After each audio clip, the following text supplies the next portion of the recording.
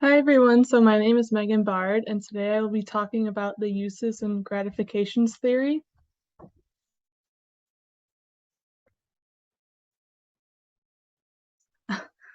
So this slide includes the content of my presentation. I will first introduce the theory and provide its origins. I will then talk about applications of the theory. Following that, I will discuss a real-life artifact that replicates the use of the theory.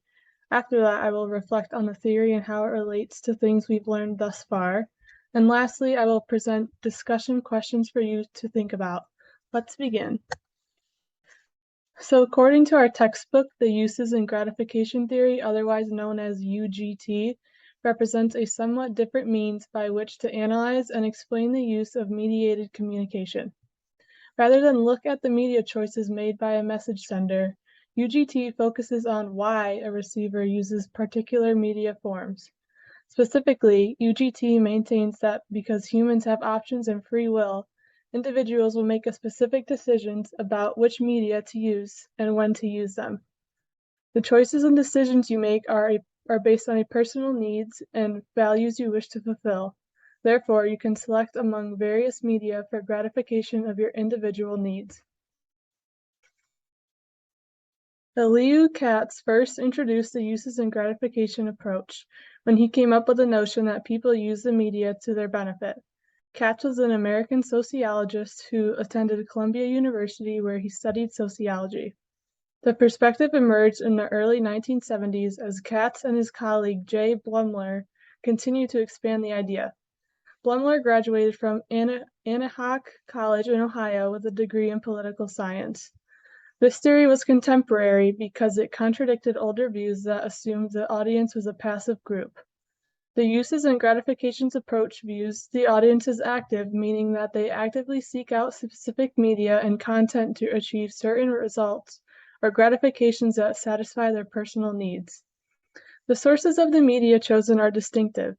As Katz and Blumler point out in their book, The Uses of Mass Communication, studies have shown that audience gratifications can be derived from at least three distinct sources: media content, exposure to media per se, and social context that simplifies the situation, exposure to different media.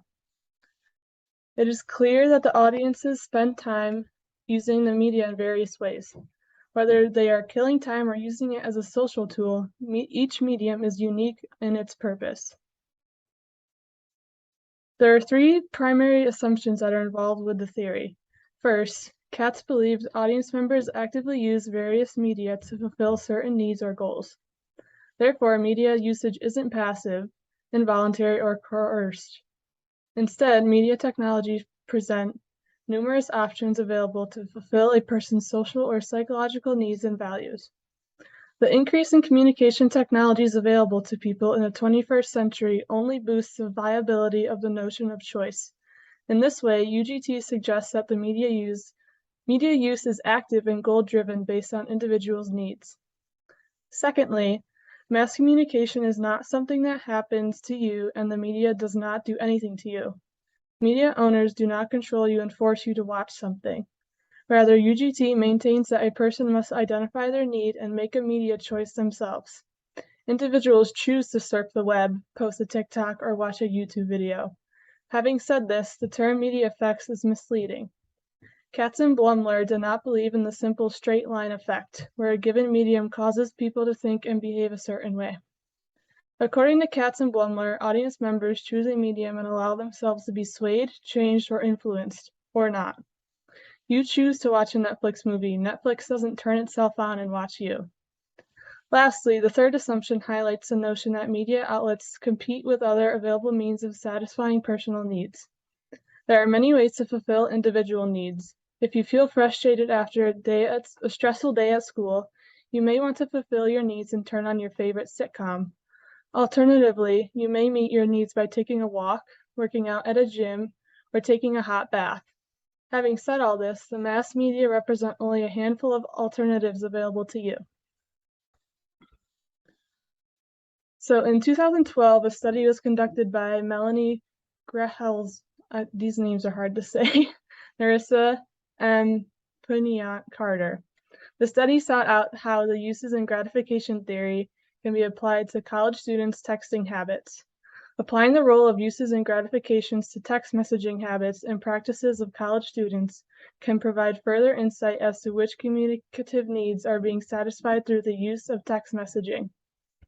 Uses and gratifications, while rooted in the field of mass communication, can best be applied to studying the value of communication roles through the use of media. The researchers had the idea that by discovering what motivates college-age students to use text messaging so frequently, they can better understand college students' communication needs with one another, as well as how to better communicate and educate this generation of media-savvy consumers so communication does not deteriorate among users who employ texting as a major medium. UGT is favorable to apply to communication studies because it focuses on social and psychological factors consumers use in their quest for satisfaction and motivation when engaged in communication via telecommunication. Uses and gratifications is a good foundation from which to begin discovering why youth and young adults have so readily gravitated toward adopting text messaging as a form of interpersonal communication. The main research question conducted in this study was, what gratifications do college-aged mobile phone users most seek when engaged in text messaging? In order to obtain data, the researchers conducted a survey which was designed to measure participants' use of text messaging. To conclude and summarize the study, the researchers stated the following.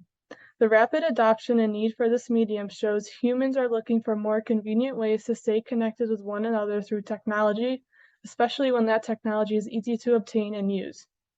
Communication also changes and grows along with technological advancements. Important information can be learned through the study of technology and its effect on human interaction and communication. The study of the uses and gratifications approach and how it relates to ever-changing technology helps us to discover why users are drawn to that specific medium. Study in this area can also increase our knowledge of why certain media draw users over others. When applying the uses and gratifications approach to the study of communication, additional uses in regards to text messaging may be emerged in the field. This new data can benefit how we understand others. Regarding reflections of UGT, I will start with traditions we've learned about. So when discussing UGT, I think the socio-psychological tradition goes along best with this theory, as this tradition emphasizes the idea that communication is expression, interaction, and influence. Through the UGT, one can express their current feelings, be influenced by various mediums, and can interact with various mediums or forms of entertainment. For instance, if you are feeling sad, you might throw on your favorite sitcom in order to help you feel better. The show you chose acts as an influence as it can help you feel better. As for a paradigm that I think best goes along with UGT, I think that would be the interactive paradigm. As our textbook mentions, scholars involved with the interpretive paradigm are interested in how people make sense of their worlds in and through communication. The interpretive paradigm assumes that the world we live in is a world of our own making. You make decisions about how to satisfy your needs, which can be understood as creating your own world and your own way of life.